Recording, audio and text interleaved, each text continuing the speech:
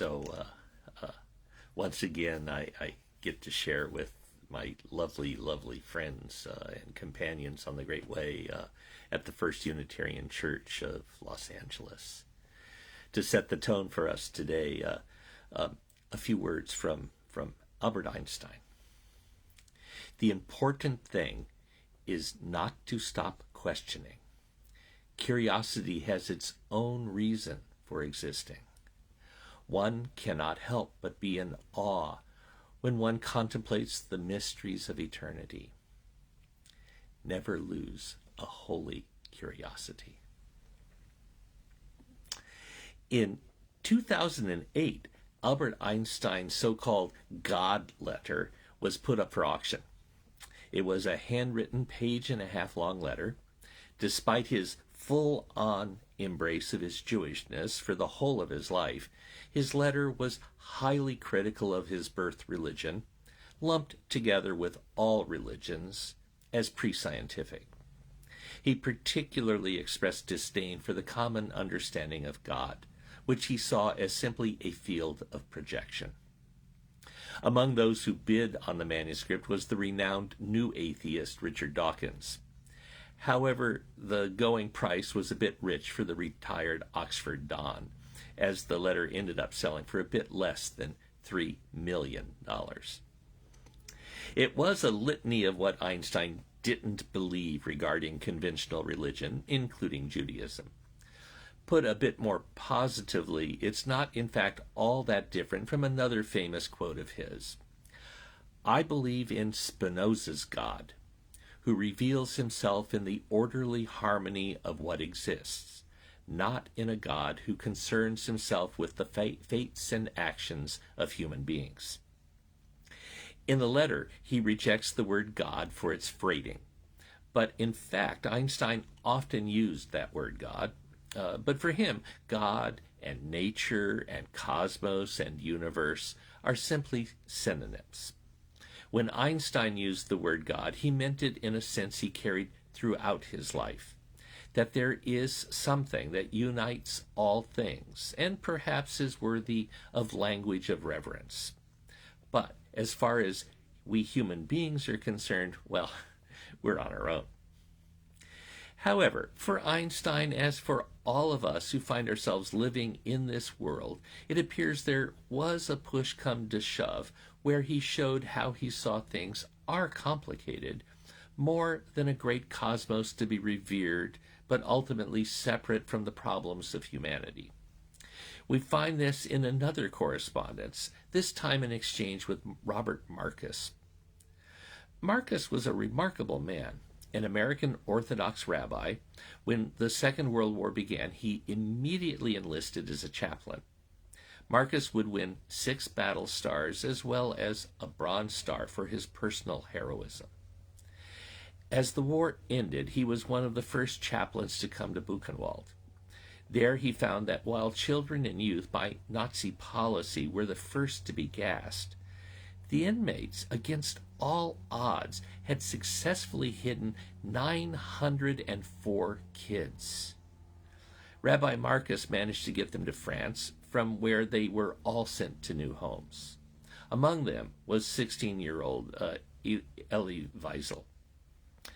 In 1949, while still working in Europe, Rabbi Marcus was informed all 3 of his children had contracted polio, and one of them, his firstborn, had died.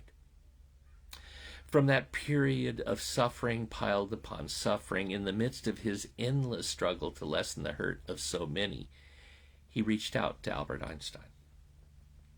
On February 12th, Einstein responded, Dear Dr. Marcus, a human being is part of the whole, called by us universe, a part limited in time and space. He experiences himself, his thoughts and feelings, as something separated from the rest, a kind of optical delusion of his consciousness. The striving to free oneself from this delusion is the one issue of true religion. not to nourish the delusion, but to try to overcome it, is the way to reach the attainable measure of peace of mind. Not including the salutation, 3 sentences, 78 words. It speaks to possibilities shared within many religions, maybe all. But before I move into unpacking what that might mean, a bit more about its author. For some, a reminder, for others, a small introduction.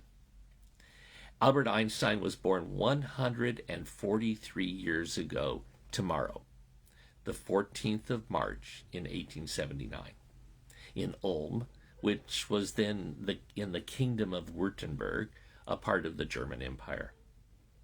His family were secular Jews.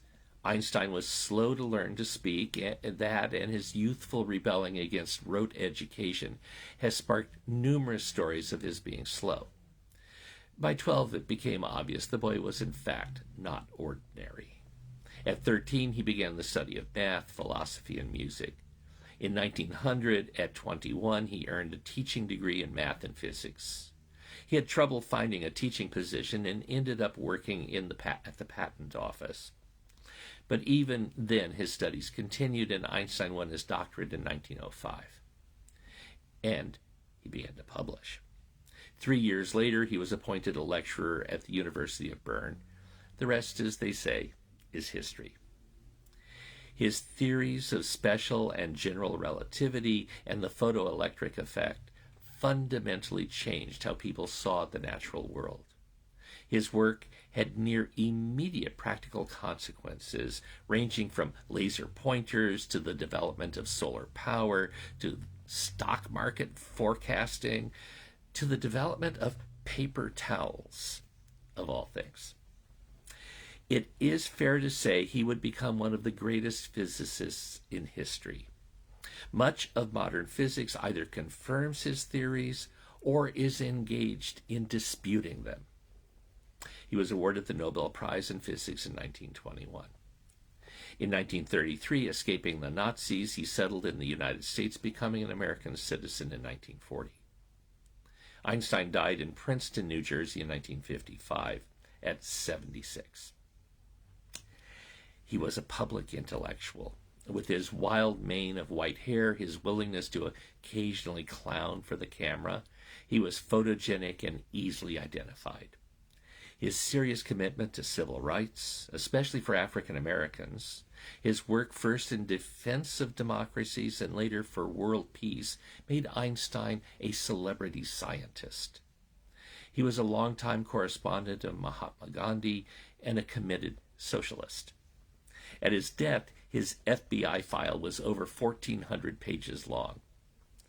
Einstein's complicated love life added spice to his legend, including the possibility his first wife, Meliva Merrick, was in fact a collaborator in several of his groundbreaking theories.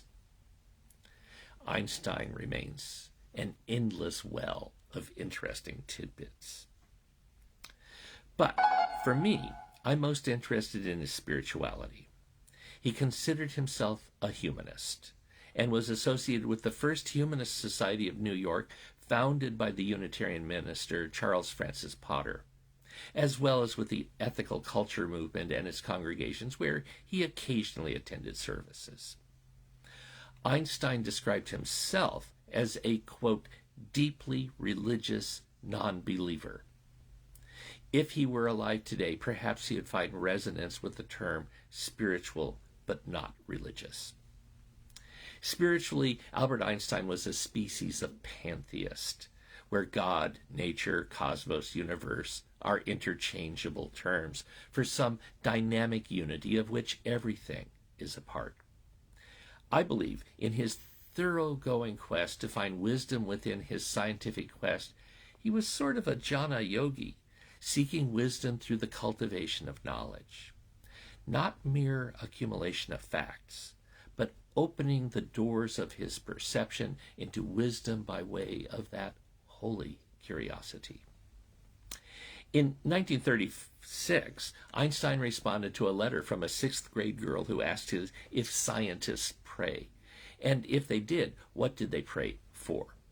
He wrote back, "Scientific research is based on the idea that everything that takes place is determined by laws of nature, and therefore this holds for the actions of people. For this reason, a research scientist will hardly be inclined to believe that events could be influenced by a prayer, i.e., by a wish addressed to a supernatural being. However, it must be admitted that our actual knowledge of these laws is only imperfect and fragmentary, so that actually the belief in the existence of basic all-embracing laws in nature also rests on a sort of faith. All the same, this faith has been largely justified so far by the success of scientific research. But, on the other hand, everyone who is seriously involved in the pursuit of science becomes convinced that a spirit is manifest in the laws of the universe, a spirit vastly superior to that of man, and one in the face of which we with our modest powers must feel humble. In this way, the pursuit of science leads to a religious feeling of a special sort, which is in some ways different from the religiosity of someone more naive. Here we see the faith of science. It's not long on metaphysics. It's kind of spare, in fact. There is a bit of an air of triumphalism that isn't entirely attractive, if possibly justified. But the really important part is how his faith, if you will, is a kind of curiosity. Over and over, Einstein speaks of humility and being humble. He calls to a not knowing, and with it, a desire to know. So it notices things. And that is a spirit which arises as the laws of the universe, which, as I understand this matter, is a constant unfolding of the mysterious ways in which everything is bound up together. It's about how we are a whole and a part. Or, as we say in the Zen world, citing the 9th century poem, The Song of the Jeweled Mirror Samadhi, you are not it, but in truth, it is you. Not one, not two. The mysterious world of the non-dual. Non-duality is a current within the world's religious traditions. It's the spiritual of the seventh principle, how we're all bound up together. And it explains the first, that we are each of us in our passingness, precious. For me, Einstein offers a map to a spirituality after religions, and it's worth looking at. Let's listen to his letter again, slightly edited for our time and place. A human being is part of the whole, called by us universe, a part limited in time and space. We experience ourselves, our thoughts and feelings as something separated from the rest, a kind of optical delusion of our consciousness. The striving to free ourselves from this delusion is the one issue of true religion. Not to nourish the delusion, but to try to overcome it is the way to reach the attainable measure of peace of mind. 3 sentences, 78 words, in the original and even in my slight paraphrase. First, that sentence about the universe. We can call it the world, we can call it God. There's a lovely term in Koine Greek, pleroma. It means fullness. Pleroma is used as a theological term in Christianity to mean the fullness of God, although in the New Testament it also is used in several other ways. In Gnosticism, it means fullness as well, but adds in a sense of completeness as contrasted to any form of deficiency. It is a whole that needs no extra. What I find useful about pleroma is that it describes a whole that is dynamic and contains, or perhaps better, manifests within relationships. You know, just like this world we notice when we open our eyes and our hearts. Like a kiss. Like cancer. Pleroma. fullness, asserts a kind of a universe that is experienced, never static, sometimes terrifying, always, always beautiful. That universe of which we human beings are a part, but a mysterious part, temporary no doubt, but in that shining moment of our existence, we can also notice how everything else within that universe has collaborated in the moment to birth us, to sustain us, and in time, in another moment, to take us apart. Only then, in another moment, to be put back together in new ways. And this is another part of the mystery of it. We are for a moment, for that moment, for this moment, the center of this universe. Each of us, as we are. Then there's what I consider the essential of all religious endeavor. Striving to free oneself from the delusion is the one issue of true religion. More specifically, as a practice to not nourish this delusion of separation. Einstein doesn't describe the actual practice other than say to try. I think Einstein's how, his way of trying, is actually captured in another handwritten note. This one sold at a different auction and won a tad more than $1.5 million.